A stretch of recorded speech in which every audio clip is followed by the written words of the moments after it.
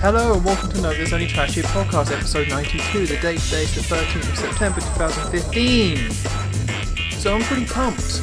I'm pretty pumped at the moment. Not for a gaming reason, not for any reason that anyone would care about, but the NFL started, and now that's on a Sunday, so I've gone straight from watching a really amazing game into this. So usually I would be all like, hi guy, we're tired, Sundays, am I right or am I right? But at the moment I'm pumped, I'm energetic, I'm ready to do this. I'm going to touchdown podcast style. You're right, no one does care about that. No, see, I know you didn't care, but it's the end result that I think is important. And that's that I'm energetic, I'm alive.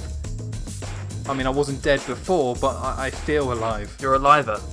I'm a liver. I could literally be a liver. Oh, right, okay, well, is it just because of the game, or did you put some bets on and won, or what? Well, you put on bets as a standard. Okay, right. That should be a given. Yeah, that's a default thing. Like, is there money riding on this? Of course, okay. Sorry I asked.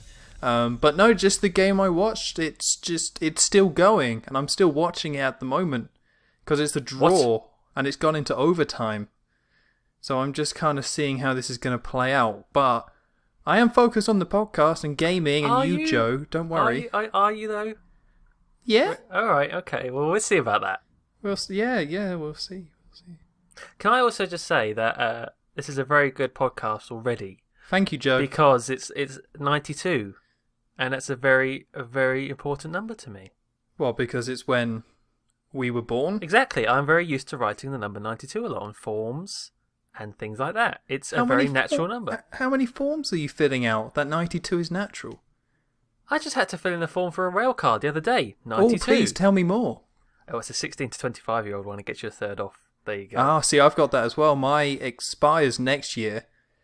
But I've been a little bit cheeky, and you can actually, when you're 24, you can buy another 3 years. That's what I'm going to do, yeah. Yeah, you got to do it like that, man. Yeah, so then you'll get it.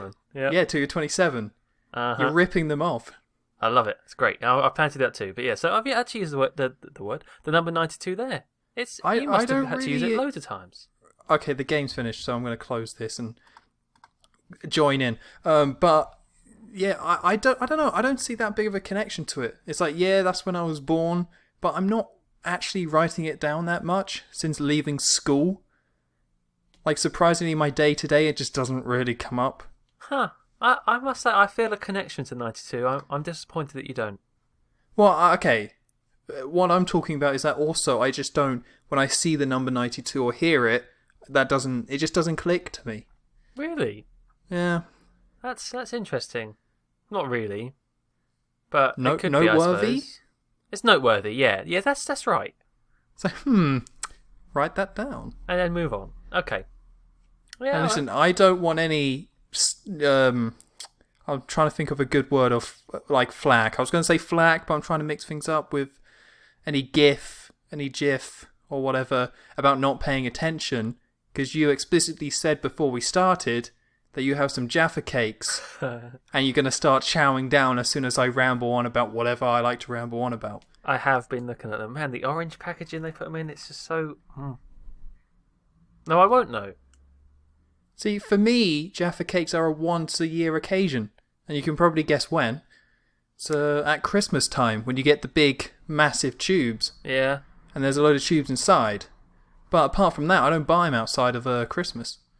Oh, that's wrong, man. That's not like an Easter egg. Don't treat them like an Easter egg.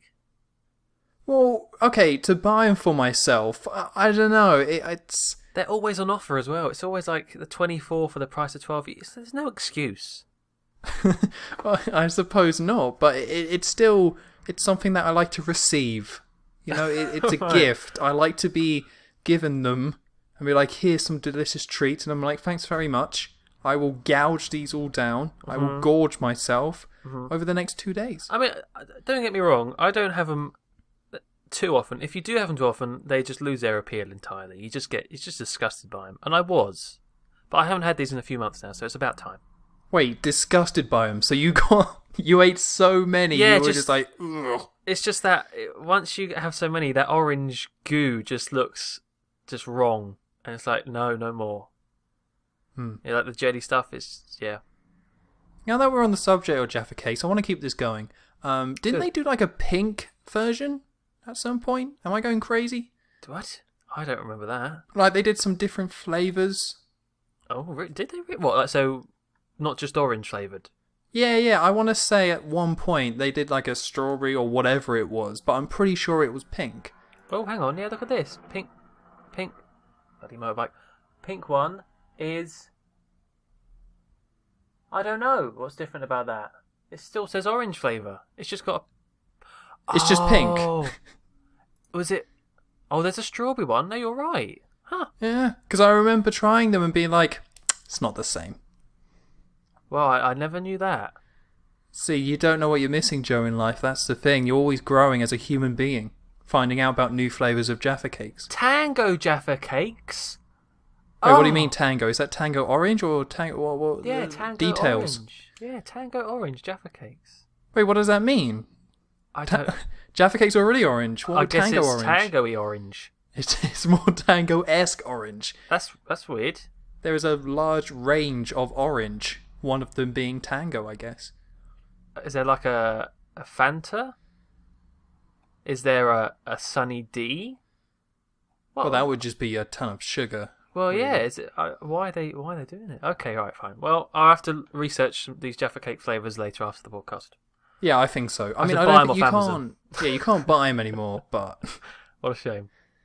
you'll just have to research those orange ones that you have next to you throughout the podcast instead.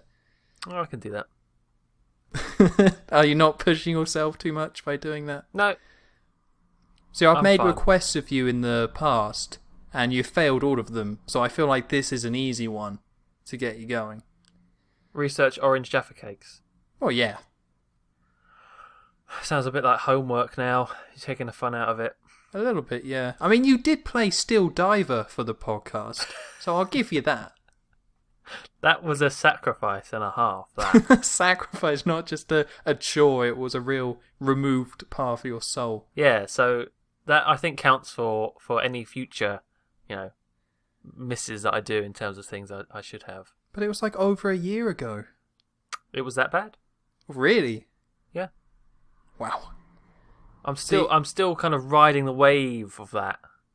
Was that a pun? Because I'm not going to laugh. Oh, no, it wasn't, but I suppose it could have been. Kind of was a pun. Yeah. I think it was. No. Well, the only reason I bring it up is because this week I put together a best of Cal's Crazy, which went up on my main channel. I noticed. Yeah, because last week Cal's came on, and then during that appearance he said, oh, it's my 5-year Moo-iversary, or whatever he called it. And then on the Monday, he uploaded this video of all his highlights, or a load of clips that people liked on his main channel. And I was bored, so I was like, hey, wouldn't it be cool to put together this, half an hour or so of clips? And it took like hours to do, but it was really interesting. Like, it was really cool to go back and listen to all those kind of podcasts and stuff, and I think it came out really well. Just to show, because his first appearance was April 2013. So the range of those clips were 2 years, which was just kind of crazy. It's like, we always talk about the anniversary and 100 episodes and how long we've been doing it, but to actually listen to older ones, it was crazy, but cool at the same time. How did it take that long? Because, they're all listed like the ones that he were in. So, was it just going through and finding good parts? Yeah, it was picking stuff standalone out. Parts. Yeah, it was clips that had to stand by itself or by themselves. And also, I wanted to represent all the, stuff like the Zelda timeline had to be in there. The Beyond Good and Evil 2 stuff had to be in there. There was just certain things I kind of had to have there. The amiibo I made sure was in there.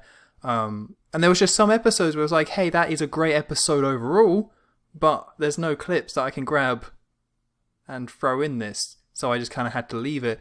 But of course, that took a lot of time listening to the clips. When you're listening to 10 minutes of a podcast each time, that does kind of build up. Yeah, well, yeah. Yeah. Especially without any visual cue like you would do if you were doing like a Let's Play video. Yeah. I mean, I was surprised by it as well. Like, I started at like, I don't know what time it was, like maybe 6, and then it was like 10 o'clock, and I was like, well, that's my evening. That's gone. Didn't want to do anything else anyway. That's nice, though. That's a nice thing you did for him. Yeah, I think so. I mean, I think I can't compliment myself, but I'm proud of that video, and I thought it was just interesting. I think you just did. Well, maybe I did. I mean, you said it. I joined in. Okay. We agreed on something. It was nice. We Yeah, had a yeah. moment. Yeah. But yeah, no, it was again. It was nice to see all of Cal's clips, but at the same time, it was nice to see all these podcast clips back to back. So maybe I'll look into doing something similar in the future. But I don't know what else I would do. But I would quite like to have another set of clips as one part.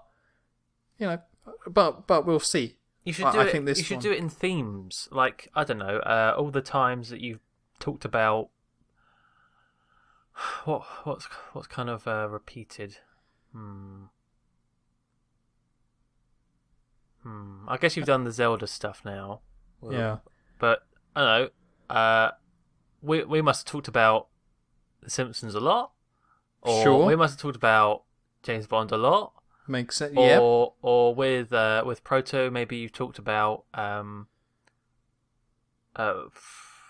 I don't know, what would you talk about with him? Lots of random stuff, I guess. Yeah, that's it. I don't know. I could look into the yeah. themes, but in terms of having themes that you could then string together back to back.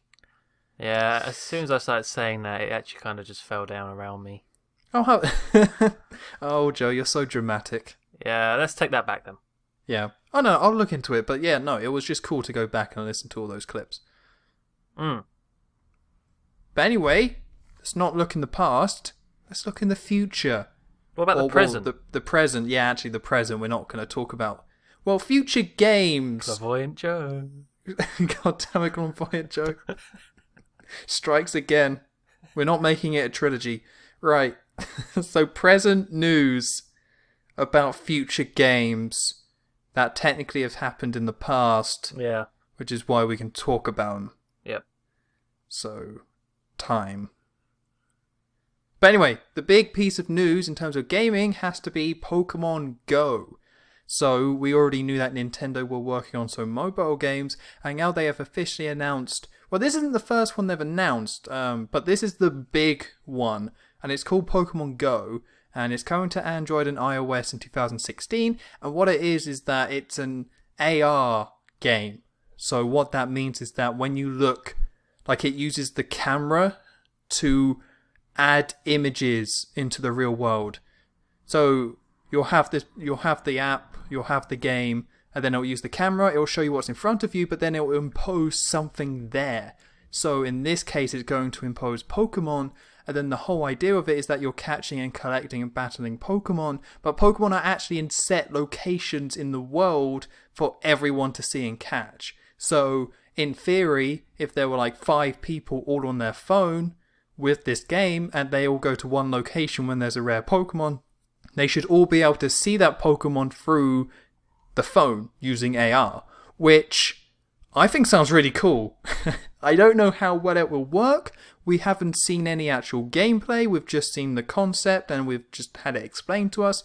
I think they can get it to work, but it's extremely critical how well it does. If it's just a case of this horrible, like, you know, not well drawn, not well animated Pokemon, and then it doesn't really sync up right. Like, if it doesn't technically work well, then this all falls apart. But if it does work well, I think this is actually really awesome.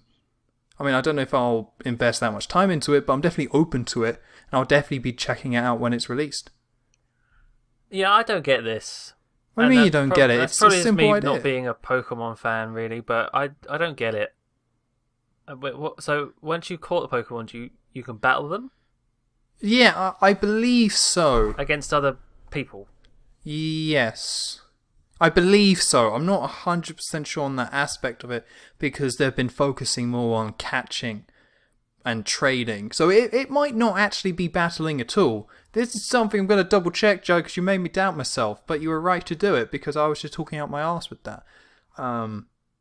but I believe you can. It would be silly not to. Oh, no, you right? can. Yeah, no, you can. I'm reading it. You can battle them, on yeah? Pokemon.com. Yeah. Trading and battling.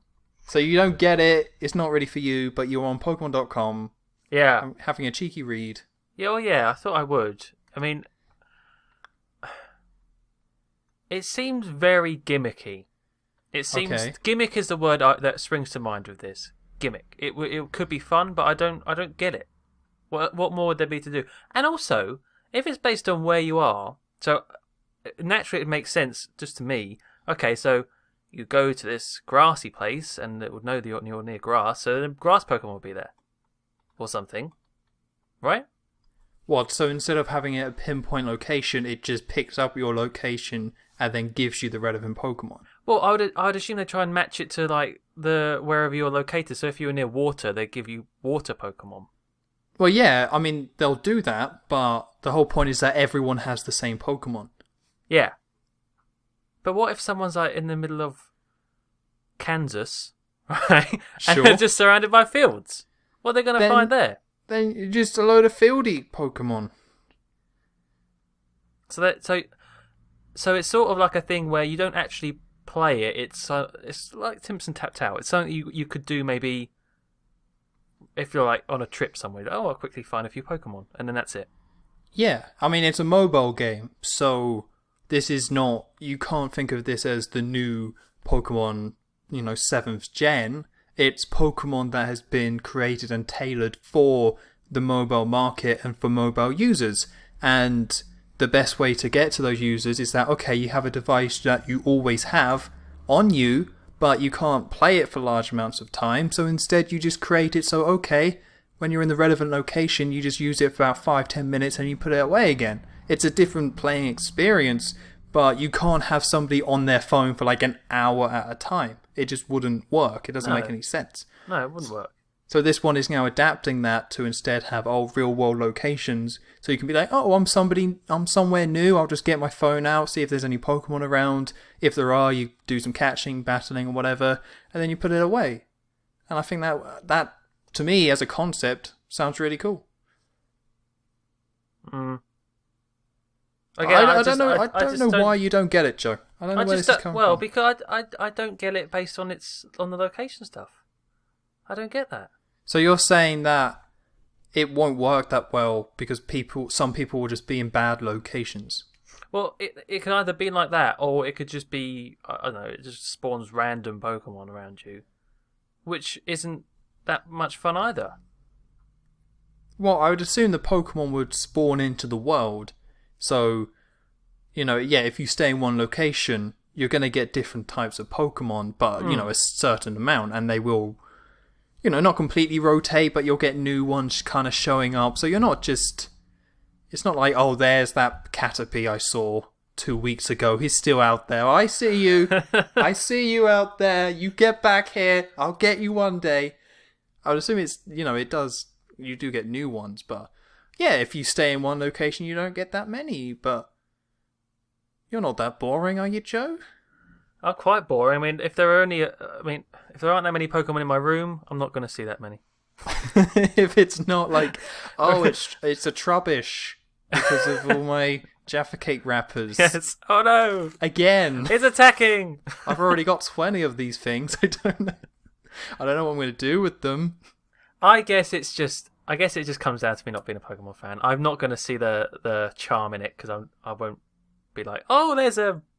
I actually, no. I went through with someone on the Jason and Fan server who's into Pokemon stuff. We did a little quiz where I was trying to remember all the names of the Pokemon. The first 150 anyway. And I sucked.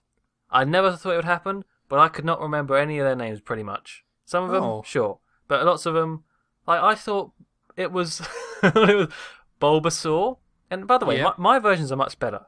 I'm just saying that now. So you're improving them. Yes, Bulbasaur. Mm-hmm. Bulbasprout should have been the next one. What? Because he sprouts. And then Venusaur. I knew that was one of them. What? Bulbasaur about Bulbasprout is much more Pokemon evolution-y than Bulbasaur, Venusaur, Ivysaur. No, because when a Pokemon evolves, they never keep the first part of their name. It's always the second. like Pikachu and Raichu. Well, Chew. sometimes it's the same. Like, you got Rattata and Raticate, but in general, it's either completely different or the last part. Well, I'm just saying, they were better names at the end And of then, the day. like, so what? So you go Bulbasaur, and then you change the second half to Bulbasprout, and then you change both of them, with one of them going back to the first evolution with Venusaur. Yeah. But Venusaur sounds big, so it makes sense for him to be the big fat one. Right. It's like... No, but my point is that if you're going to change one, you have to change it consistently. So it always has to be the first part or the second part. Otherwise, it just falls apart. All right, well, we can talk about this later on. So yeah, I guess it's just not down to me being a Pokemon fan. Although, I have just thought of a... Why don't Nintendo hire me? I just thought of another great idea. Okay. Another great idea. Another one. They could easily... Put it on the pile. They could quite easily turn this into Pokemon Snap in real life. That's Take a good pictures idea. of them. You know, a mixture of the Pokemon with the real world setting and get some nice fancy photos. Maybe put on some sort of community board and you get voted on. There you go. See, that's a pretty good idea as well, Joe. I'll give you that. Thank you. It's Bulbasprout, Pokemon Snap. The idea is never ending. Okay, well, let's not go with the Bulbasprout. I mean, let's stick with the, I don't know, Pokemon Go Snap, you could call it. Something like Go that. Snap. I like it. You know, Go Snap. Hashtag Go Snap. It works. I think that's actually a really good idea. I mean, I was going to take the piss, but I think that works very well. Because there's some people, right, who will want to collect them, but at the same time, they're not interested in the baton aspect. They just want to have seen them, you know? Yeah. So you could have the alternative version where it's based off the same database, but instead you're just kind of taking the pictures. Yeah. Then you could collect Pokemon that way. I don't know if you could have both apps running at the same time or you just integrate into one big app, but I think that makes a lot more sense because it's like, oh, I went to this rare location and I saw this Pokemon or even like a group of this Pokemon. Yeah. And that's pretty rare because not many people go there. Exactly. You know, you could time it so you're going when it's like a nice lighting. Maybe it's like dawn or dusk, and you get these fancy. And then maybe there's like a Charizard in the background, and he's got his wings flapping. It's beautiful. It could be, yeah. Work for the camera, baby. So you'll just go to a location where it's like, right, there's a Charizard, and he just flies around. Yeah. And I'm going to wait here, and I'm going to get that picture of Charizard. It's like waiting for take a picture of a bird or something, but only Pokemon. Yes. Done. No, I think that makes a ton of sense.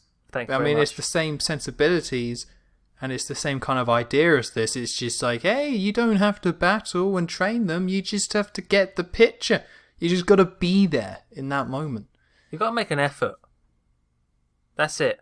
But you don't want to make the effort. And then though. Professor That's, Oak will be proud of you. Great job. I just can't do the impression. Okay. just can't.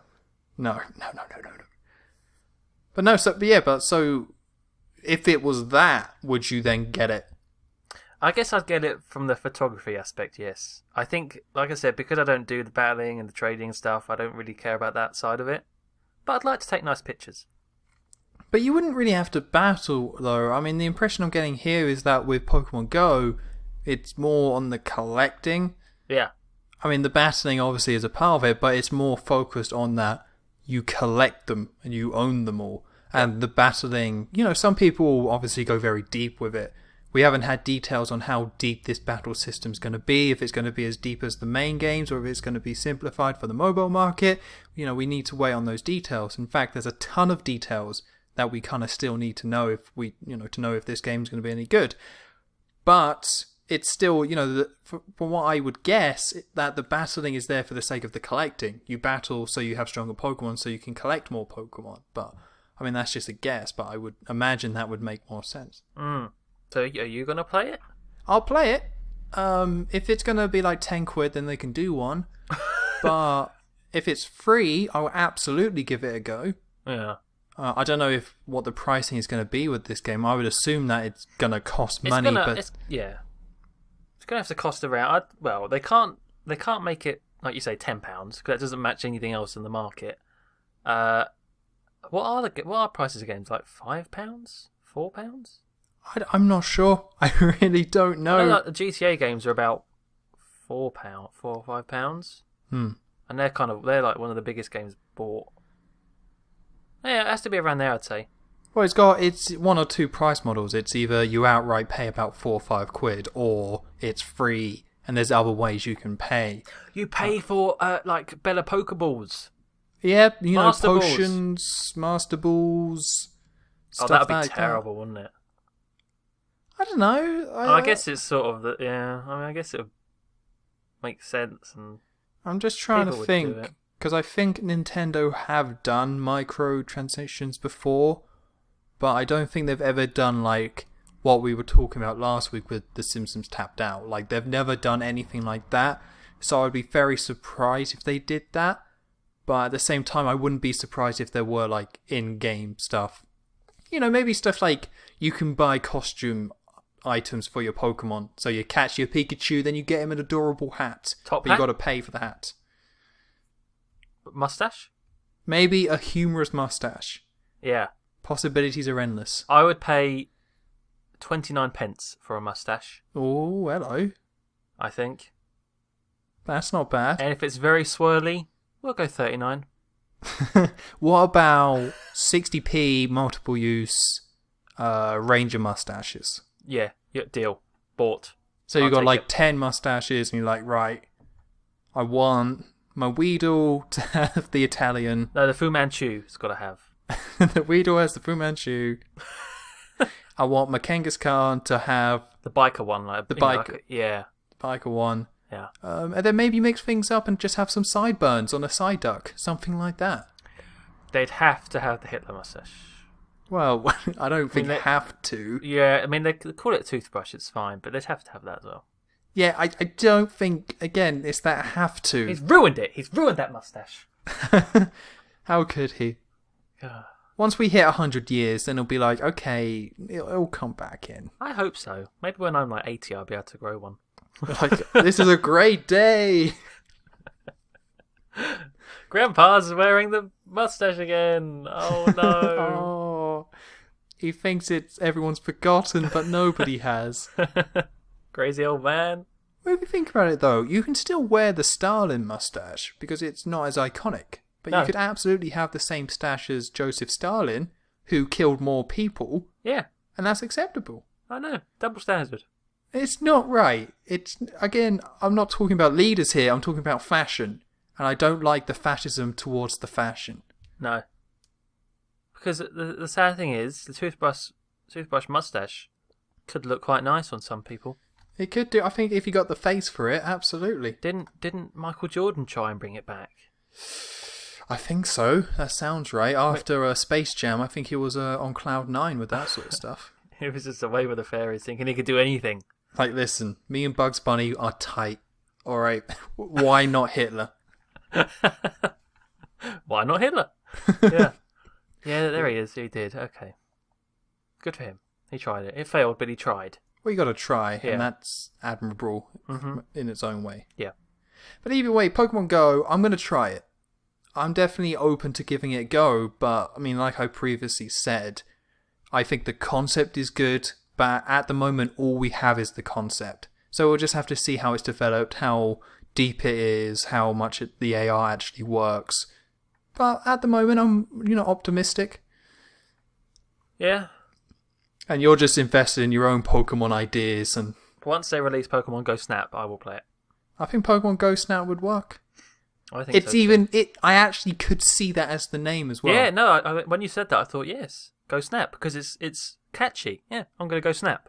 Yeah, because Like it that. integrates it into the previous one, Yep. and it's like, yeah, Go Snap. I would. That's a marketing team's dream right there, and I think we're definitely onto something. Well, I'm thinking about, okay, we expand the name to Pokemon Go Snap Yourself. Right. Yes. I think that's solid. It needs work. I think we need some Yeah. testing. Yeah, just some user testing with that. And then it's like, Go Snap Yourself. Yeah, snap yourself. And your Pokemon buddies. Can I quickly bring up? You mentioned the Simpsons Tapped Out, and this is a very minor thing. I just want to bring it up just to shame you. Okay, and whoa, okay, whoa. Can I just say your Springfield is terrible? My Springfield What? is I don't understand what you're functional. doing with that. I can't process. I mean, obviously you want to play the game. Sure. But you're just. It's like, what's going on with that town? Listen, it's functionality and it's reliability and money making and leveling up over actually looking like a real place. Well, yeah, that's the thing that gets me. I mean, I'm sure that yeah. I mean, all those quickie marts, great idea, lots of money. Absolutely. But in the formation they're currently in, just right next to each other. Maybe you could make some streets. Or Look, some you roads. physically could not enter most of the shops. But I don't know if you've seen. I've also got Krusty Burger Square. Yes. Where there's about 8 of those. Yeah. Krusty Burger Square. So you've even got the street name for it. Yeah, see, I'm developing. I'm growing. And the roads don't cost anything. They're free. It's like... Listen, Joe, they're not. They're wasting my time. That's what they cost. My time. And I don't have time to lose. Oh, I see, because you can just tap, tap, tap, tap, tap when they're all right next to each other. Yeah, it's like boom, boom, boom, boom, done. It's precious seconds saved. It's like all my burgers are done. Whoocha! To all in one. Okay, well, good luck with your town. But listen, Joey, if you want to criticise, what level are you, mate? What level are you currently at? 13. Okay, that's good. I thought it was alright. No, you've done well. Thank you. I mean, are you backing out or something there? No. Why, just what level just are you numbers. then? Sometimes numbers are different, and that's okay. I agree. What level are you, Tom? Listen, you've played longer than me, so the fact that you're 2 levels behind is nothing to be ashamed about. Really? Am I 2 levels behind you? Level 15. Well, okay. Listen, I'm about to start building Android's dungeon to get the comic book guy. But if you don't want that character, that's your choice. Well, that's fine. I didn't see the library in your town. Oh yeah, just build a library. Oh, okay. Well, we should really stop talking about this. No one cares. Everybody cares, Joe. Yeah. Oh. Just gotta... yeah. Put that. First, it was the NFL. Huh? Just put that on. Oh, what? Can you not hear me over all of your XP? Sorry. No. Listen to this. Beautiful. Was that the Quickie Mart? That was the Quickie Mart. That's the Krusty Burger. And I have enough for the comic book shop. Yay! Hold on. Sorry, Joe. Have a Jaffa cake while the business is going down. I mean, I could do, but I'm going to be professional here. Thank you, Joe. Appreciate it. Let's get him doing that. Okay. There we go. I've built it. It's done. Well 24 done. hours, I'm going to have one of those. Are you going to have an Android's dungeon? Absolutely. Oh, I'm kind of jealous, actually. Yes. I'm kind of jealous. All right. Moving on. Right, okay, so the other thing that happened in gaming this week is that Super Mario Maker launched. Oh, yes. I pre-ordered it because Nintendo's super fan, and it came with an amiibo, which I have to say is like, these game exclusive amiibos have been awesome so far. The Yoshi ones being made out of wool are really cool. I really like those. And these ones, so, do you know what this is, this amiibo? Yeah, it's pixelated, like 3D voxel Mario, right? Yeah, but it's 3D, so it's actually made out of all these different squares. And when looking at it at all these different angles, it's really cool to see like a 2D image recreated in 3D. And the fact that it's just an amiibo, personally, I love it. I think it's one of my favourite ones. I agree. I think I've seen videos of it. It does look very cool. However... Oh, no. If I were collecting amiibos, it would bug me to no end that there's all these different types of them now. No, it's all different series. No, but I just like some of them have got the little stands, some of them are plushy, sort of, the knitted ones. Some of them they all have stands. Well, no, but they're not the same sort of stands. No, because it's different series. That would really bug me. No, but it's you're getting too wound up in it. There's the Super Smash Bros. Series, which is the main one. But then you got the Super Mario series, the Splatoon series, the Yoshi series, and now these ones. Yeah. So they're different series, so they have different stands, but all the stands in that series match. But as a collection, it's now all wacky. No, but you have different collections. You have, these are my Smash Bros, these are my Splatoon, Yoshi, and Mario. Nah, it's wrong. It's not wrong. It's wrong. I would have loved it, and I don't collect them, but I would have loved it if they were all the same. But that would be boring and dull. Oh no, because it could still have the. You could still have a little Yoshi thing made out of, I don't know, but just make it a little one. No, but with the Super Smash Bros. Amiibo, it has the Super Smash Bros. Sign on the stand, so it actually has that logo. Right. So it'd be weird if a Yoshi one had that stand and that logo. But I mean, it's like it could have a stand that looks like the other one. Doesn't have to have the logo on it though. So you're saying that you wanted one where it's just like across the board same stand? Yeah. I think you're getting lost in stands. I honestly, it looks wrong. No, but each amiibo or amiibo set has a different design, so it'd be weird if it all had the same. Listen, stand. I'm not gonna like use the OCD card that everyone does because it's not OCD. It's just Picky. It would well yeah, it's picky. If I was having a collection and I was getting these amiibos from these games and I put them all in a line, the fact that they'd all be different shapes and sizes would bug me. Well, the thing is, you don't put them all in a line. You group them by series. But they're still an amiibo though. Yeah, and you have different types of amiibo. Nah, you say this all day, Tommy. You're not going to win me over. It's wrong. Listen, you're getting too wrapped up in the fact that it was just Smash Bros. To begin with. If they had launched Amiibo and it's like, right, here's the first 6 in Smash Bros., here's the first 6 in Mario, and they were different stands and different sets, and then they continued each set throughout, I don't think you would have a problem with it. It's only because they've gone Smash Bros. First, set the standard, and now they're introducing new series which have different stands where I think you're having the problem. But it's not. How can this one, the Mario Maker one, be a series? Isn't it just a one-off? Well, there's going to be a second one. Yeah? Potentially more, but there is going to be a second one, so there will be 2. And the Knitted Yoshi's ones, surely they're going to be. That's it now. There's 3 of them, but then there's a 4th one coming out soon, which is the Mega Yoshi one, which looks awesome. Is that even bigger? That's the massive one, yeah.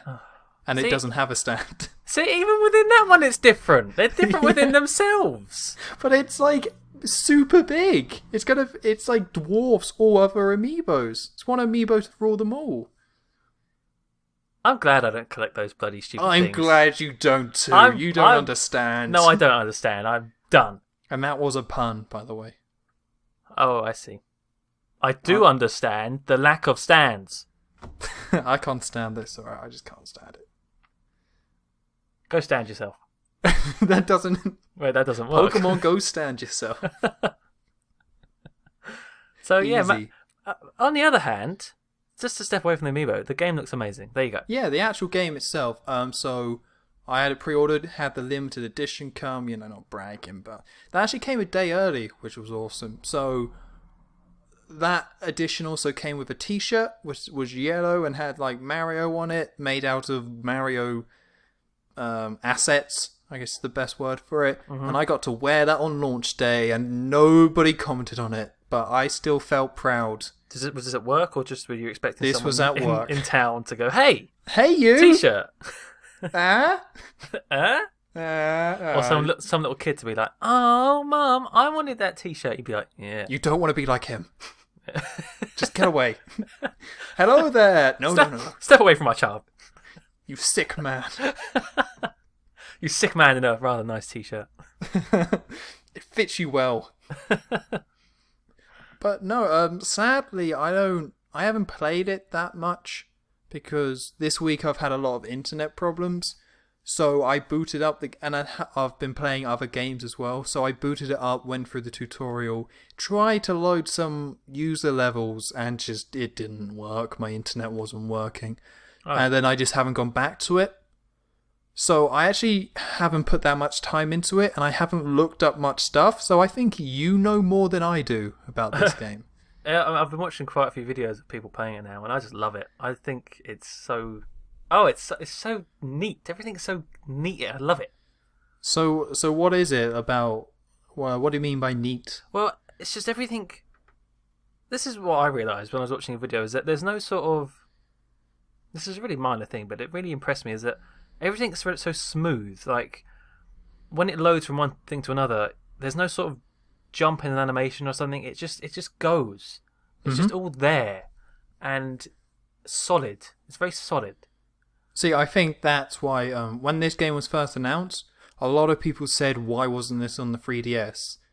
The 3DS could handle the graphics. You have the touchscreen.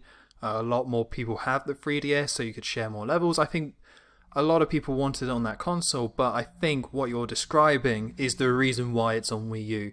So they can make it easy, they can make it flow, they can put it all together. There was no restrictions, and yeah, in the end, it seemed to have resulted in a better product. Yeah, it's just and it's very, very lovely to look at. Such nice little animations and everything. The amount of depth and detail in just kind of putting that Mario stamp on it, it's just very impressive. Yeah, because with this game and the build up to it, I think a lot of people was like, oh, just a level creator and you're trying to sell it as a full game. But when you play it, the interesting thing about it is that they have created this game to be like a proper gaming experience, if that makes sense. You don't just kind of pick it up and it's like, off you go. Like most level creators in games, you just click the level creator, you get a blank slate, and then you mess around with it. But this, they've kind of tailored it for you to pick up, to start making levels, explore levels, and it does feel more complete than you would think. It's not just a blank canvas. No, I think I think it's called the 10 Mario chat. No, 10. Is it 10 Mario? Yeah, challenge? 10 Mario. That's a nice little fun thing to do, and it changes often. So yeah. Is that like, how does that work? Because I went through that once. Is that random levels or is that updated? I think it must be updated, or maybe it is random. Oh, who knows? I admit I don't really know either. Because I heard before launch that they had put like 100 courses in the game, so I would assume that's 10 sets of 10 Mario levels like that, or it's like 100 that they randomly choose. I was just trying to think of some of the names of them. I think some of them are definitely ones that are from Nintendo, because some of them are called things like Level 1, 2 Remixed, and that seems like a very sort of standard one that they'd make. Yeah, and yeah. I think other ones the impression I got, because when I only played through one set, and there was like the first level of Super Mario Bros., the original game, and then there was the first level of Super Mario Bros. 3. But interestingly enough, Super Mario Bros. 3... it was a recreation of that first level, but this game doesn't handle like Super Mario Bros. 3 at all, and you can just tell by watching gameplay of it. Like, each Mario game does have a very specific way it controls, but I think all of it is actually more catered towards the original game or New Super Mario Bros. I haven't played the game enough to know which one it's more catered towards, but it's not catered towards 3, because in 3 you had a big jump and it was floaty, which kind of made it work, and why you could do these like stupidly big jumps over gaps, and why there was more levels where there was just no ground and it was floating platforms, is because you had this floaty jump, but you don't have it in this. So instead it doesn't look quite right, and it's not really a complaint. I mean, I guess they could have implemented a physics switcher, so you could choose which switcher it is, but I guess it makes more sense to have it standardized across the board. Otherwise, if the physics kept changing from level to level, it just would feel off. But it's just something I noticed from playing it. I thought that's what they did, because when you change it to the new Super Mario Brothers, you can wall jump and stuff. Well, they might have added abilities, but So I thought if they would have added a wall jump, they would have added, because it can't be that much of a change if you just kind of change like you say, the gravity sort of feeling of it. Like the jumping's more. I think it's all the subtleties, though. I think maybe they try to do it, but again, the subtleties of the movement, and when you've got like these classic games that people have been playing for years and years and years and know really well, it's hard to capture all those subtleties. So maybe it's just a little off for 3, but and like with Super Mario World, I just don't know that game, so maybe it's off for that too. I wouldn't be able to tell the difference. I know why it's not in there, but it is a shame that Super Mario Bros. 2 isn't there. Do you need it though? I guess just because it's so different, it's partly why. Well, it's the reason why it's not in there, but also the reason why it would be nice for it to be in there, because it's different. Yeah, I mean that's kind of what makes you think that it's like, okay, they've got 4 different styles, and you can totally understand why they picked those 4, but they didn't really have to stop there. Like, they could have put in 2, and then you could have had stuff like the throwing mechanic with the vegetables. Yeah. God, that game is weird, isn't it? It's a weird one. It's set in a dream world, and it's not really ashamed by that fact. Yeah. I always like when you could turn it into night when you go through the door, and you can everything changes into coins and stuff. I didn't like that. I like the fact you could place a door anywhere. It's like, oh, in the dark version of it. Yeah, it was. Yeah, it was. But so does that mean you can't have like Birdo in this game? I haven't seen Birdo. I've seen Sonic. They have all these weird skins, don't they? Yeah. Like so. And That's the Splatoon amiibo support for this game. Whenever you scan in an amiibo, you unlock the character skin, but it supports every single amiibo. They're all in there, so you get 8-bit versions of every single character. So if you want to play as Mega Man, that's there. I don't know if like Mega Man is actually just Mega Man from the like NES, or if it's a new version, but I don't know. Yeah, you have Sonic, but isn't it like Mega Drive original Sonic as well? It's not even 8-bit Sonic, it's the original Sonic. Yeah, and you got the Sonic music as well in some That's cases. so cool. Yeah, it was good. I mean, I'm guessing the physics aren't there to do all the spinball stuff, so you can't really create Sonic levels, but that's so cool. Someone did. I watched the video. Someone did play a Sonic level, and they tried to make the loops. No, it doesn't. It doesn't quite work, but it's still it's fun to see, I suppose. It's just, I mean, that's it with this game. It's like at face value, it's like okay, that is a bit lame, but I think only Nintendo and the level of polish they put on their games could make this work. Like, most developers couldn't pull this off because they wouldn't have that.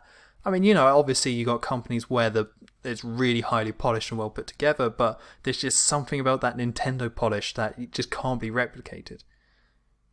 And it's also because it's so Mario is so linked to Nintendo. It's like you say about you couldn't really imagine any other game developer doing it because you don't see such a connection between the developer and their game compared to Nintendo and Mario. It's like it's just there. Yeah, and just that history. You can just use all of it. You can use 30 years of history and put it in one game, and people connect to it because they know it. That would be. I tell you, that would be the game that would make me get a Wii U. Absolutely. Really? Yes, because I just love the idea of. I've always liked kind of level editors in games. Well, maybe not all of them. Time Splitters I didn't actually try it that much. But, no. I do, and it just looks really fun. Yeah, no. I'm assuming you're talking about Halo as well. Oh, of course. Oh, Forge. I love it. Exactly like that. Because, I mean, the games I've played with the level editor, there's 3 of them. First one was Civilization 2, because I used to just adore that game, and that's all I did on the weekends as a kid. When I was like 9, just sitting on the computer hours into Civilization 2. Wasn't very good at it, but I just loved it, obsessed. And then I would play around with the level editor, make all these weird maps. And then the second one was Time Splitters, which I put a ton of time into Time Splitters.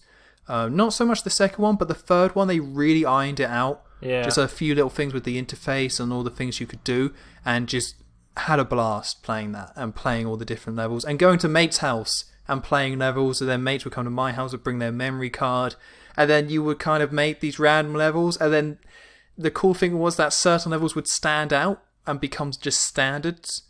So the ones we used to make, I might have already talked about this before, but the ones we used to make is virus maps in pitch black mazes. So the trick was, and then you would have stuff like rooms that you could go in as safe rooms, but you could have switches. So you would have 2 switches on either side of, so you have the safe room, a switch in there, and outside you would have a switch. And then you could destroy the switches. So, like, if somebody wanted to be, like, screw everyone else over, they'd destroy the switch outside and then run in through the door. Now, the interesting thing that was unintended is that the AIs, once they all got caught, they would just run into the door, and eventually they would get through. They would just glitch through. Due to just running through it for so long, eventually they would come in. So the safe room was safe, but eventually they were going to get in. So it was a ton of stuff like that, and so lots of fun with that. And then the next one was Halo. Yeah. But the main part about Halo was the online aspect, where you just all jump into the game, mess around, and that was it. So it wasn't so much about actually playing these levels you've created, it was more messing around playing the levels. Did you... yeah. Did you remember on Forge, on Halo 3, having to do the thing where you all log out to make something float? No. Did you ever used to do that? Oh man, that Which takes one me was back. that? Which game? Halo 3. Was that in 3, was it? Yeah, before they made everything nice and fancy in Reach. If you wanted something to float, you'd have to all log out or like close the map and open it up, holding it where you wanted it to be. Oh, I see what you're saying. I thought it was just Yeah. like everything started rising, but you mean you hold it, log out, and it stays there. Yeah, exactly. Yeah, Oh, that's cool. yeah. No, I didn't put that much time into 3 with Forge. It was a Reach when they kind of improved When they made it. that a lot easier to do. Yeah. You Yeah, didn't they have to made do all that like stuff and made it a bit simpler. That's when I put a ton of time into it. But All right. yeah, so Super Mario Maker could become that 4th game. But like I said, I just haven't got to it. I've just been playing other games, had other stuff to kind of do. So I will get to it. I'm on the fence about doing a review of it, but I think by the time I could finish it, we'll be deep into like new game season. Yeah. I mean, I could still do it. I don't know. I'm on the fence about it, but I mean, we'll see. But I do want to spend more time with it. Just playing other people's levels mostly, because I'm not that creative with making levels. I'll give it a go, but I'll mostly just be playing other people's and just seeing all the cool stuff that people come up with. I think it would be cool if they added the ability to make levels with friends. Yeah, if you I don't know both jump whether in, that's you can... possible, but it would be very cool. Yeah, I mean, that's the cool thing about this game as well, is that we've seen with Nintendo with Splatoon, where they've constantly been supporting that game ever since it came out, and it has online functionality, and they've, keep on adding in content and patches and stuff. And with Super Mario Maker, they've already patched it, because there was like a wait time on items to try and ease you into it, but they were just like, nobody likes this. So they instantly patched it out week of release, which was the smart thing to do. But again, Nintendo are willing to do that, so I would guess that they're going to support this game with content. Some of it will be free, like free new items, and then, hopefully maybe one big DLC pack where it's something like Super Mario Bros. 2 DLC pack where you pay a bit more and then you can have all these assets to use. I don't know how that would work, because obviously that might block you from playing other people's levels, and if you don't buy the DLC, can you play those levels? Or maybe the DLC just allows you to use these, use the assets, but everyone can still play them. I'm not sure, but I would say that with Super Mario Maker, this is going to get supported for a few months, and we should hopefully see some new content that will keep the game going. Yeah, lots of potential, definitely. And I mean, I think another question that is valid about this game is, Little Big Planet has already done this, and Little Big Planet has a massive community. It's a more complex level creator, and people have done some crazy stuff in that game, so why care about this game? And I think that's it. I think Little Big Planet is the more complex version you can get lost in, but I think Super Mario Maker is the more simple version, and that kind of makes it more appealing. Like, you have the gamepad, which makes that easier. The concepts, like, you have to be creative with a limited tool set, rather than Little Big Planet where you're creative with a larger one. So I think that's where the appeal of it comes from. It's the simple graphics, it's being limited in that way, where people can really come up with these ideas that can really shine, because they have to be simple but good. Where Little Big Planet, they can be just complicated and impressive. Going back to Halo, that's exactly the case with my friends and I when we did Forge. We always did Forge in mainly in the level Foundry, which was basically just a box. And like I was saying, all the stupid workarounds you had to do to make things levitate and stuff like that. But because of that, we come up with really crazy, stupid, wacky things in that. So did other people playing things like... did you ever try... there's a map called a Blender, I think it was, where it was like all these man cannons spewing out the balls and the explosives, and you had to try and survive. Did that ring a bell? Yeah, I think I've played that type of map. Or one of them was called Tsunami as well, kind of similar.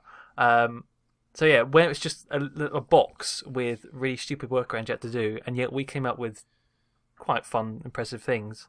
And we moved over to Forge and Halo Reach, where you're given this massive world and tons more kind of mechanics to use, and it wasn't the same, funnily enough. Obviously, that wasn't just the reason why, but it's partly why. Like you're saying, how with this Mario Maker, less can be more in that sense.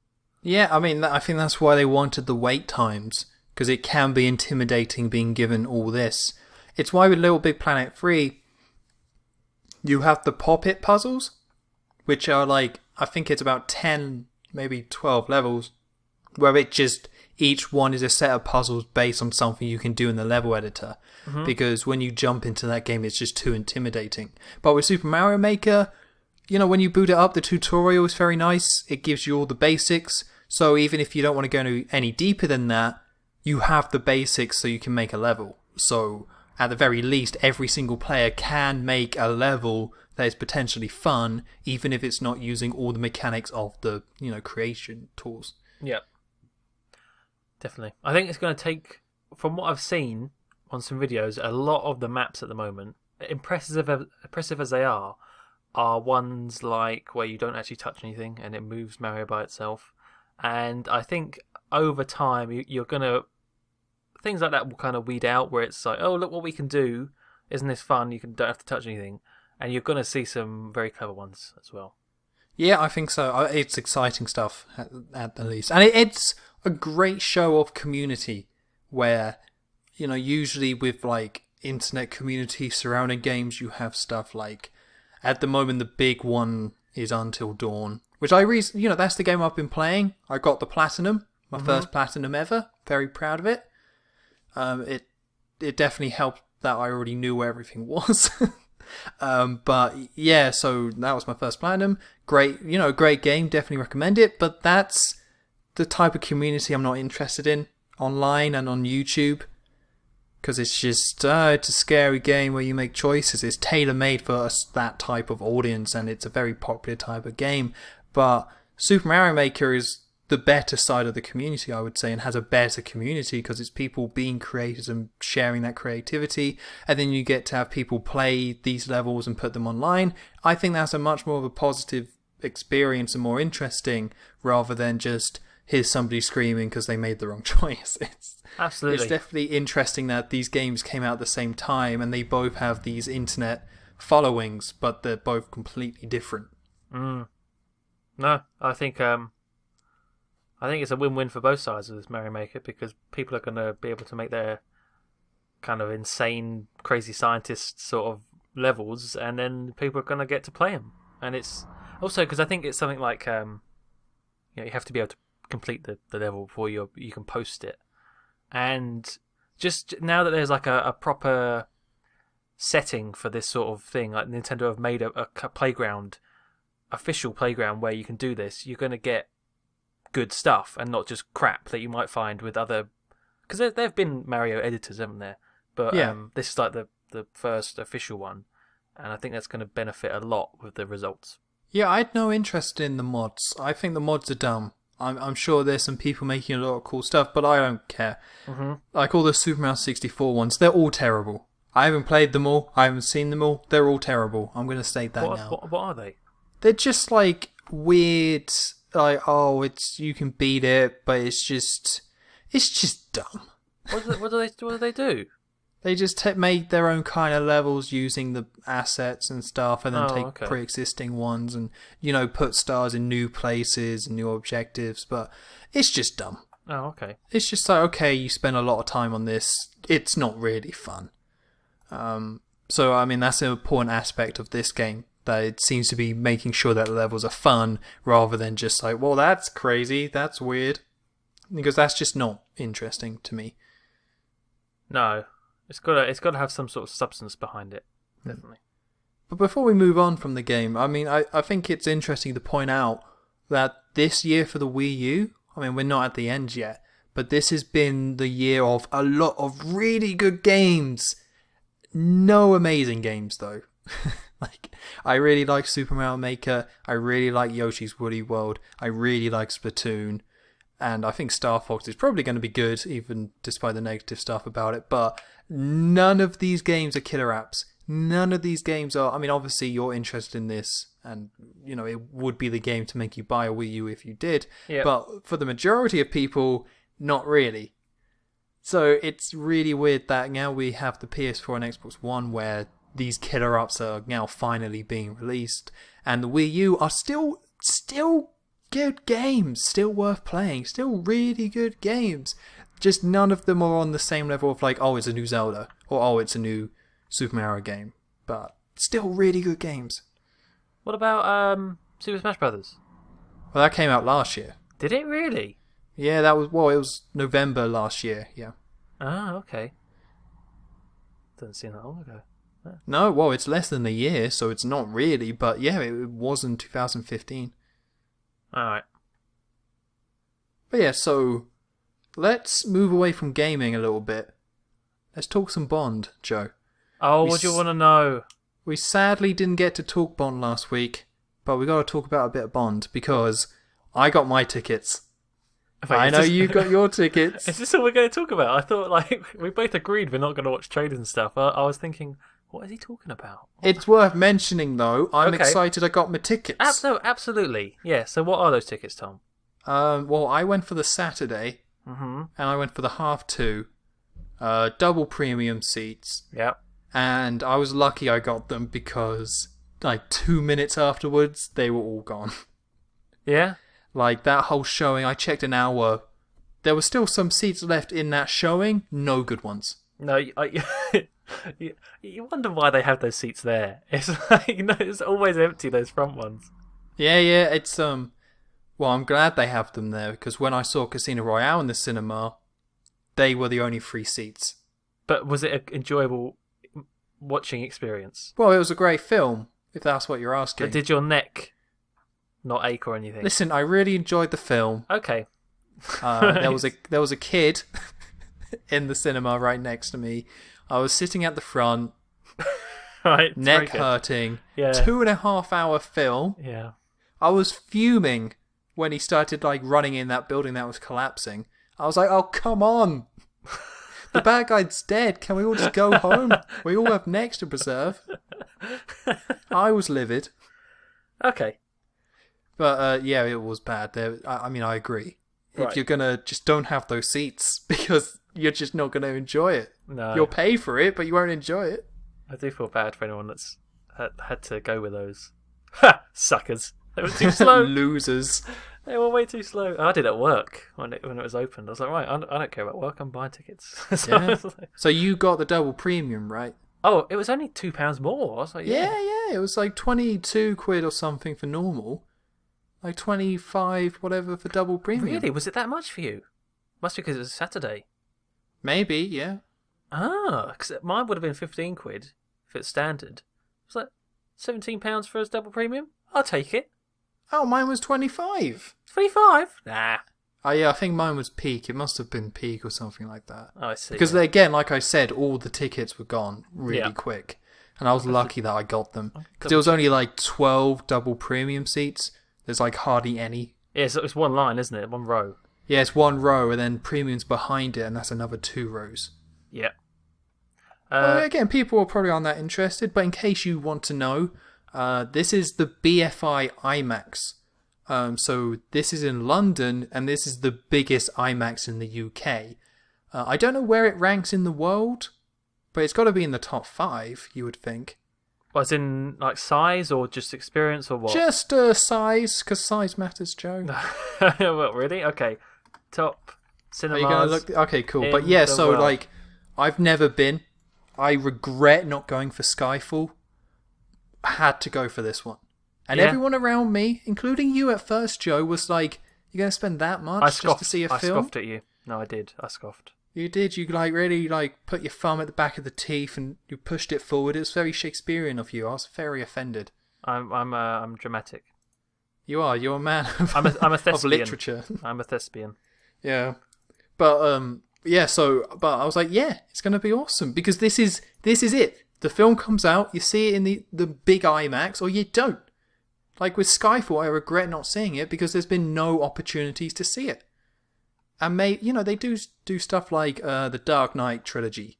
You do get that sort of stuff, but usually that runs like late at night, and I don't live near London, so I can't really go to those showings. So you just have to step up. You just got to step up, get it done, pay a bit extra, and then you saw a great film with the best possible experience. Yeah, no, I'm because this was, by the way, folks, this was after last week's podcast. This was, wasn't it? Yeah. Yeah, it was. Yeah. when Tom was saying this, and I was thinking, well, how stupid is that? And then immediately the next morning, I was like, yep, good idea. Brought. I'm doing it. So no, it did work out. But no, it's going to be awesome. Yeah. By the way, Tom's seeing it on Saturday. I'm seeing it on Tuesday, which is the day after. Yeah, so it comes out Monday 26th for us Brits, and then Joe's going old Tuesday. Why did you not go Monday? Was it just... Because the only showing was at 23:59. Maybe it's not coming out on Monday. Does it release on Monday midnight? I mean, it must do. Maybe.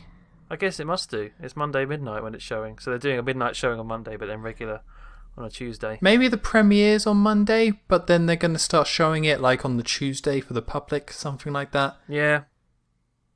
Yeah, I did, because I would have seen it on the Monday, but no, I'm not going at 12:59. No. No thanks. I mean, I've never been to a midnight showing. I'll be up for it, but I'm not going to London for a midnight showing. No.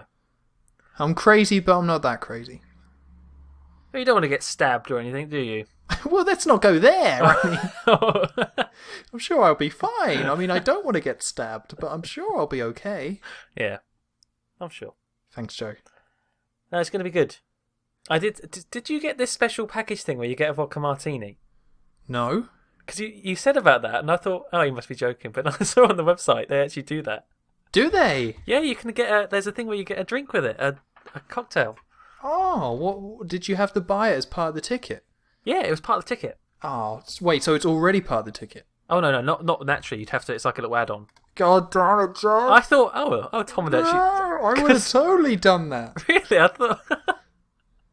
I'm going to do it anyway. Just bring your own martini. Bring my own shaker, or stirrer, whatever. I don't care. Yeah. Do what I want. I'll be shaking it in. Hey. Excuse me, sir. Could you please leave the cinema? But I paid for the ticket. Well, we didn't agree to this. No, please leave. You're making too much noise. Bit of vodka, co-op vodka. Yeah, I don't think they'd like that. Although, this is going to be my first time in this cinema. I think the first time in the IMAX cinema as well, so it's going to be very interesting. What, any IMAX? I've never been to an IMAX cinema, no. Oh, wow. I think it's a pretty good one to start off with. I think so. Every other cinema trip will be a letdown now. Yeah, you just won't like films after this. Oh. That's it, you'll be done. What? It's like, right, well, I've peaked. What a funny... When's the next Bond film coming out? Yeah, that'll be it. Maybe not even with Daniel Craig either. See, yeah, what's going on with that? There's a lot of chatter talking about who's going to be the next Bond. But as far as I know, he's signed up for a 5th film. Well, I thought that too. Am I just wrong? No, I thought that too. But now he's saying he might not do another one. So... Well, I thought, yeah, because it was he had the 2, and then after Quantum of Solace, he signed for another 3. Yeah. But that's what I've been telling people, but then everyone's like, well, Tom Hardy could be. And I was like, well, first of all, he's too short, and Daniel Craig's doing another film. Well, I reckon it's something just to do with the fact that he's probably just finished, well, not just finished, but finished with this film, and there's all the promotional stuff he has to do. I bet he's sick of it, to be honest. I bet he's sick of the whole Bond thing. Maybe that's why he's saying that, but I bet if the time comes when they wave a big check in his face, he's going to do another one. Yeah, I mean, Sam Mendes, the guy who directed Skyfall and Spectre, said this exact same thing. Skyfall finished, like, I'm never doing another Bond film again. Then, a few months later, please be excited for my new Bond film. So once it dies down, I bet it's still there. Yeah, I think there was a lot of talk after Skyfall came out as well. Who's going to be the next Bond? But it's just talk. What I thought was quite interesting was it's not very close, but we're nearing nearly 10 years of Daniel Craig being James Bond. When I heard that, I thought, man, has it really been 10 years? And then I thought, he still doesn't feel like Bond yet, if you know what I mean. It's good as Bond, but he still doesn't feel like the Bond. To me, anyway. And then I thought, well, that's only because he's had 4 films. 3, and about to be 4. And then I compared it to Roger Moore, because I like to do that. Yes. And if we compare it to Roger Moore's first one was 73, and 10 years after that is 83. in that time period, he had 1, 2, 3, 4, 5, 6 Bond films. They're slow. They're too slow. Arguably, yeah, they don't churn them out anymore. Exactly. You could say that those 6 Bond films aren't the best quality. No. But it does go to show that, you know, we've been waiting a long time for Daniel Craig's films. I think it's felt like it anyway. Well, yeah, I think you're right. But what delayed this was the whole legal battle. Right? Like, it was them getting the rights to Spectre again, which I think delayed this film so it could be more about Spectre. Oh, really? I thought it was, I wasn't sure about that. I can't say that for sure, but to me that kind of makes sense. Like, the legal battle wasn't actually wrapped up that long ago, I don't think. Right. So I think that's kind of a big part of it. Because, like, yeah, Casino Royale, but then Quantum of Solace was only 2 years. And then it was Skyfall. That was 4? They've been very unlucky because it was with Quantum of Solace they had the writing strike, which affected it, which is why it's so. Well, wait, no. Do you mean Skyfall or Quantum of Solace? Because there's only a 2-year gap. Quantum of Solace, not a lengthwise, but it affected the writing anyway. Right, yeah. Which affected the quality, and then they had the whole legal issues with MGM, which then affected Skyfall. And now you're saying that they possibly had these issues with the legal rights. They've been rather unlucky. Well, I don't think it was massive issues. It was just like, we have these rights, so we've got to make this film about it. And that just caused delays.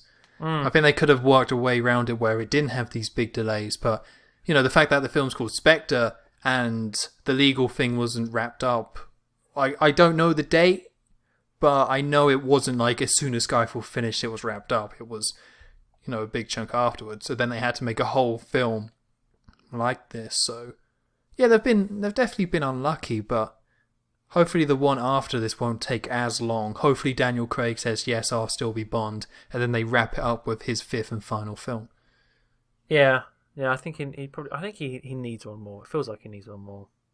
But you got to think, like, Pierce Brosnan, you know, he was Bond when we were kids. So for me, he'll always be, like, a massive part of Bond, even though older fans probably won't feel like that. But he was, 1995 to 2002? Yep. So that was 7 years of Pierce Brosnan. So Daniel Craig has done it for longer. Yeah.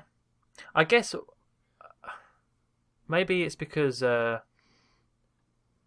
I mean, yeah, he was the Bond when I was growing up, but I don't think I really paid that much attention to Bond until kind of as he was finishing, really. Maybe that's why it doesn't feel the same for me. Oh, okay. Because I remember Die Another Day coming out. Yeah? Yeah, because I was like, yeah, Bond, because I loved GoldenEye. I loved the game, I loved the film. I was all in. I must have just been watching older ones. That's why I like watching more. I must have been watching Roger Moore ones rather than the newer ones at the time. Yeah, probably. I mean, I saw the older ones as a kid, but it was just the Pierce Brosnan ones just stood out to me more. Because it was more modern, I suppose. Yeah. Yeah, plus I suppose there would have been a lot more marketing stuff, so there would have been TV on like adverts and posters and billboards and stuff. Surrounded by him. But then you got to think with Pierce Brosnan, like, he went out on one of the worst Bond films made. So, Pierce Brosnan left because it was bad. The franchise went bad. No, I felt bad for Pierce Brosnan. It was kicked off. Yeah. Yeah. He was just like, sling your hook. I think he would have done more, but they were like, nope, we're done with you now. Well, the problem they had and the mistake they made is that for Die Another Day, that needed to be more going back to the Sean Connery type of Bond, but instead they kind of doubled down on this more action-packed and the Pierce Brosnan type of Bond, because he was just getting kind of too old for it. But if they had transitioned a little bit more and started going in that way as Pierce Brosnan got older, I think they would have done a lot better. But instead they kind of went all in with just like gadgets, explosions, which was just the wrong move. Yeah. Which is why they then had to reboot with Casino Royale, which was, had a lot of the class restored, but at the same time was quite action-packed and brutal. Mm-hmm. All it took was it 4 years? Yeah. 4 years for him to work Just out. another 4. No, but yeah. Bring on October the 27th at 5 Yeah. o'clock. I think mine is. But, I mean, there is another thing we could talk about, because the posters came out, and they're amazing. Got nothing bad. You know, there's only so much you can praise a poster, but they're amazing posters. And I want one. They're okay. They're okay. What do you mean? I don't think they're great. Oh, I'm sorry, I don't think they're amazing. Oh, come on, man. I like their simplicity. Mm-hmm. I think it's refreshing. A very refreshing change. At least we're past that horrible sort of... I'm not sure if that was a fad, but that someone did put together all these examples of posters all being exactly the same, where it's blue and orange, and there's some explosion, and some sparks, and some bullets, and they're all exactly the same. But no, this one's nice and different. I don't think it's that good, though, as a poster. It's fine. Oh. It's got a nice... I'm sorry! What do you want me to say? It's great? No, it's fine. It's just, like, I love the colours. I mean, it depends which one we're talking about, but I'm going to go with the main one, where it's Bond and the girl. And, you know, the main, you know, you got the Day of the Dead guy in the background, the main one. Let's have a look. But I love the contrast and the colours of it. Huh? I'm looking at it now. Go get a picture up. Yeah. Yeah, so I love the colours. I love Daniel Craig in the white. It's like, it's classy. It's just cool. And that's what you want from a Bond poster. You want to look at it and be like, that's cool. And for me, that's what this poster does.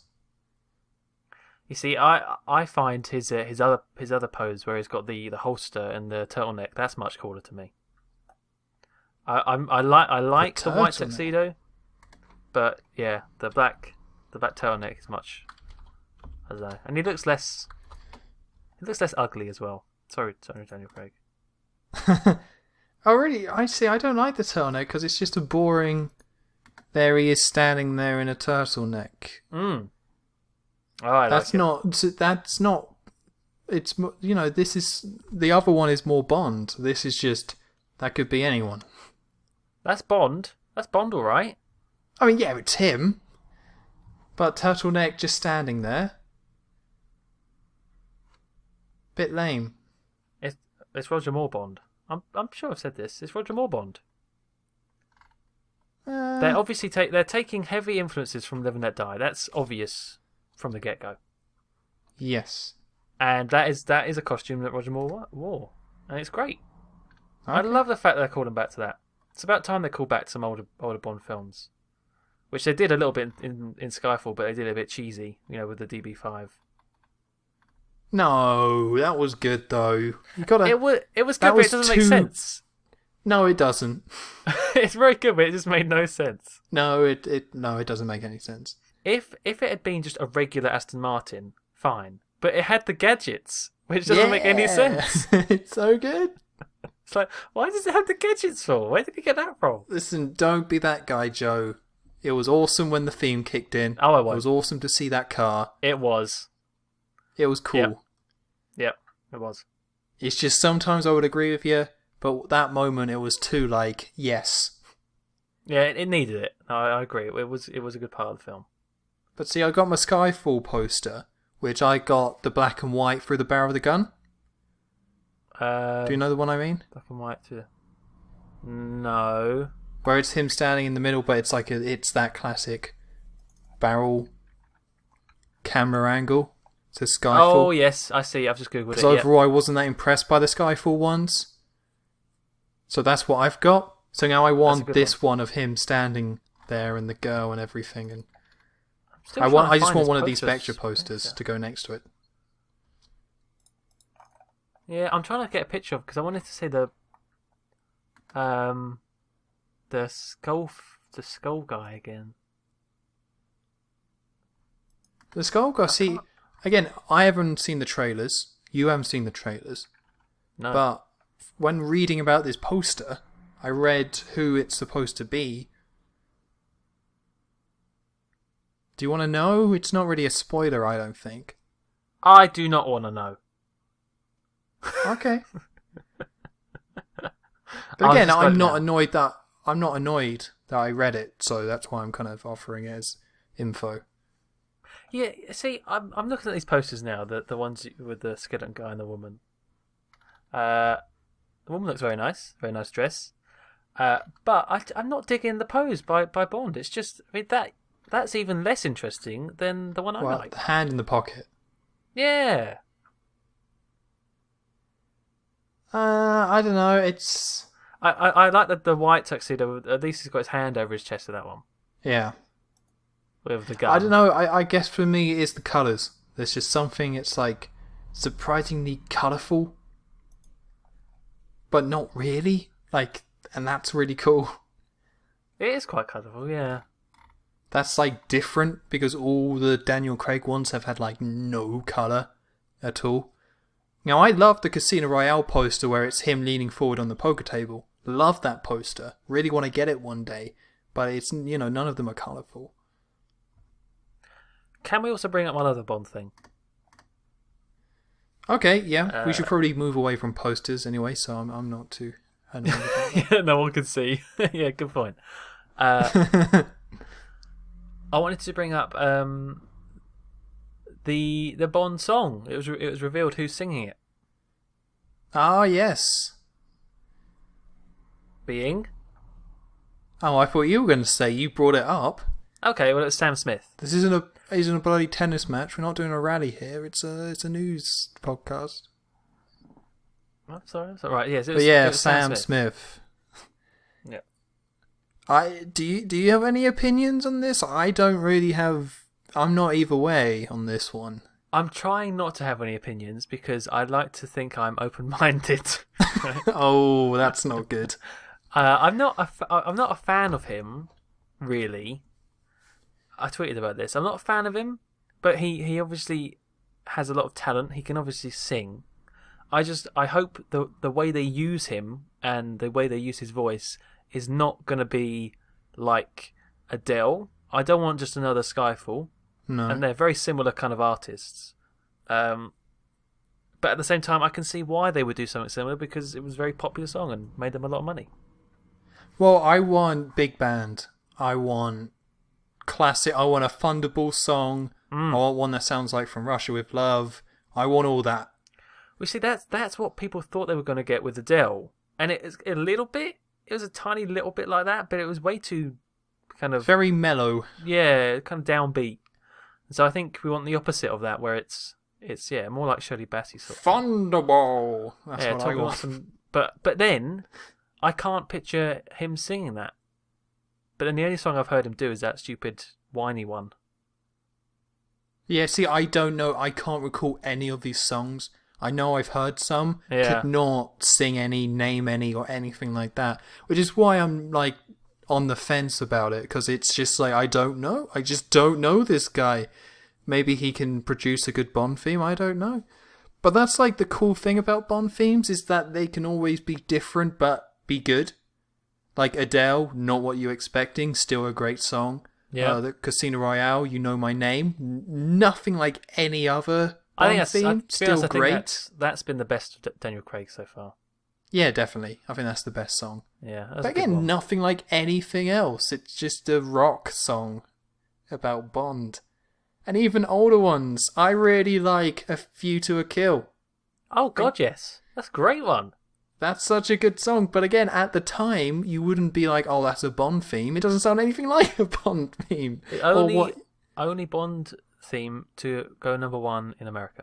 Oh, wow. And I don't think a Bond theme has ever gone number one here in England. Well, that's depressing.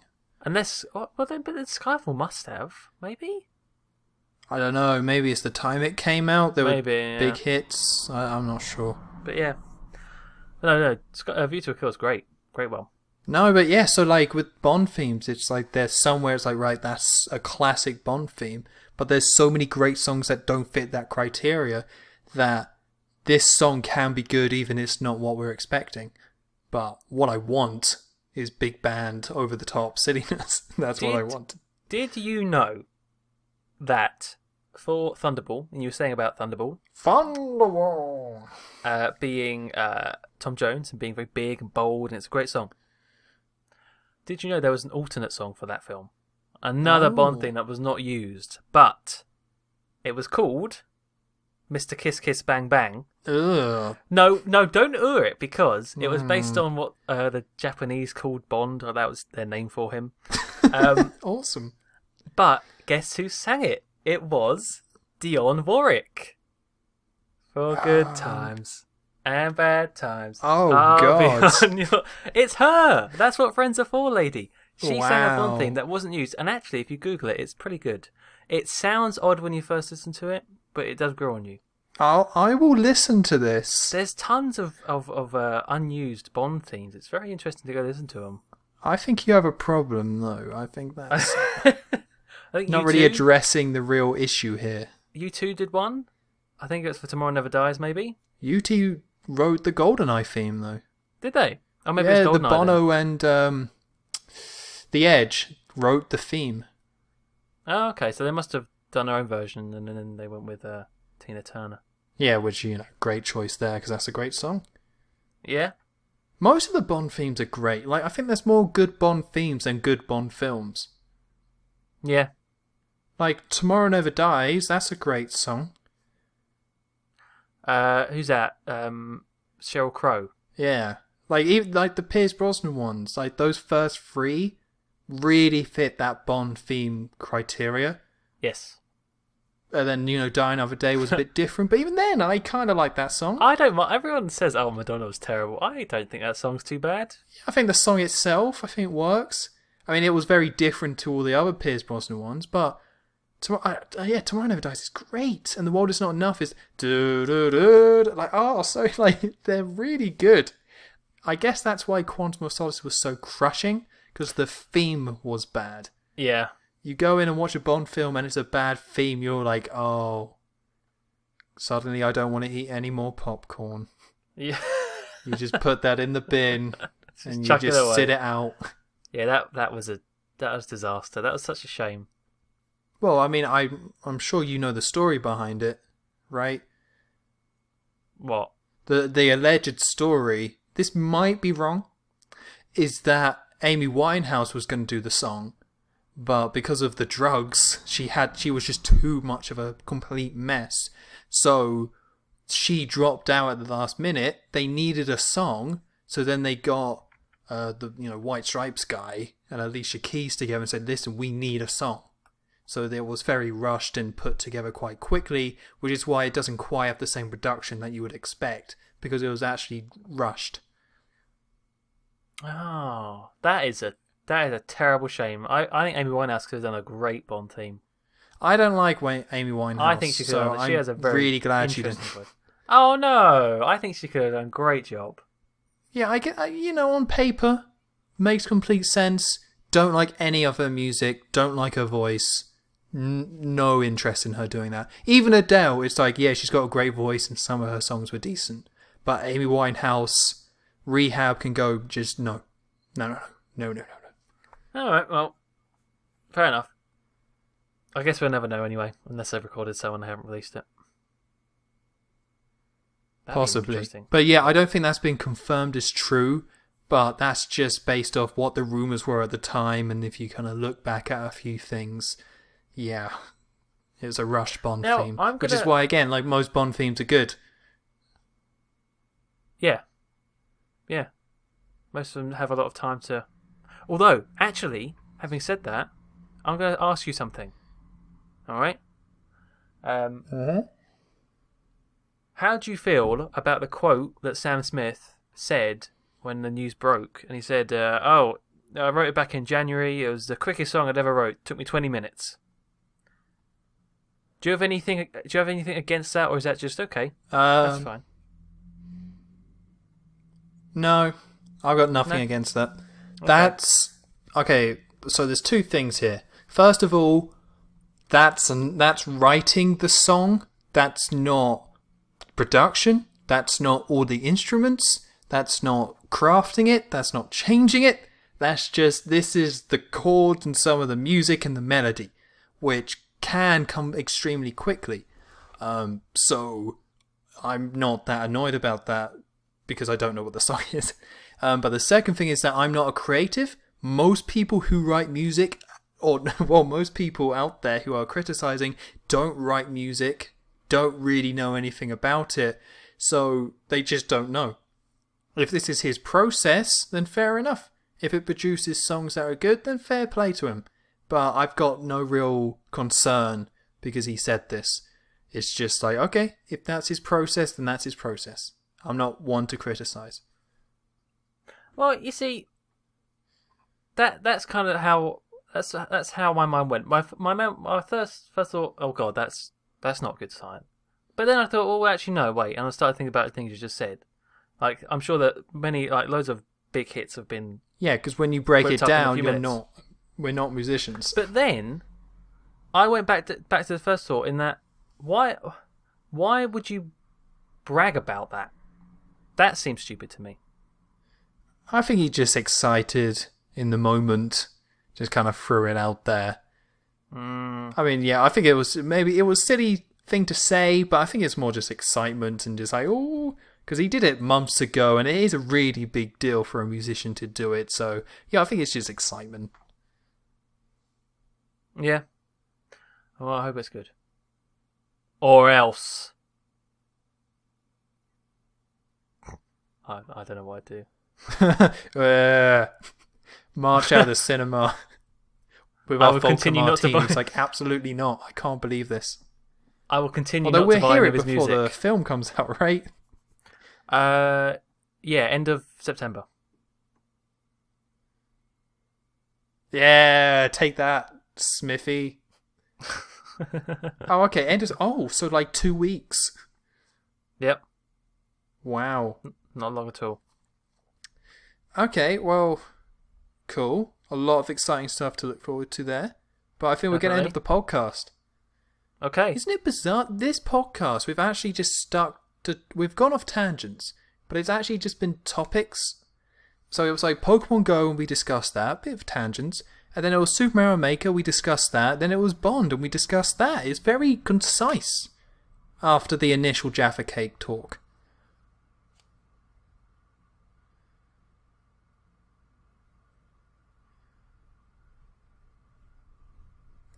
Although, I don't know if Joe, you still there?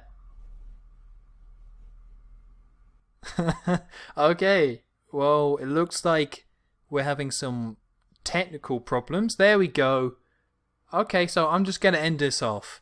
I think last time this happened, Joe rambled on for another 10 minutes, but I'm just going to end this because it was the end of the podcast anyway. So, this week on my channel, on Joe's channel, it's been Left 4 Dead. He's finished Red Faction, so I think soon he's going to start his new LPs, but we're still doing Left 4 Dead. And for me, I just put up a new review, Ty the Tasmanian Tiger 2013, because they're re-releasing that game as 4 on Steam, but, you know, it's the original game. It's this game that came out 2 years ago that they're just porting over. So I did a review of it just as a preemptive thing. It was a horrendous review to make. I think it came out okay, but it was awful. It's like the worst experience I've ever had making a review. Just awful. Just flat out really bad. Like having to edit it and put it together and recording the footage and it was terrible. But I think it came out pretty good, even though it was massive headache. So yeah, I've been Tom. I was about to do my end of LP outro because now it's just me. But yeah, that was Joe. I've been Tom. There's going to be no podcast next week because I'm busy. But yeah, we will see you 2 weeks for more shenanigans.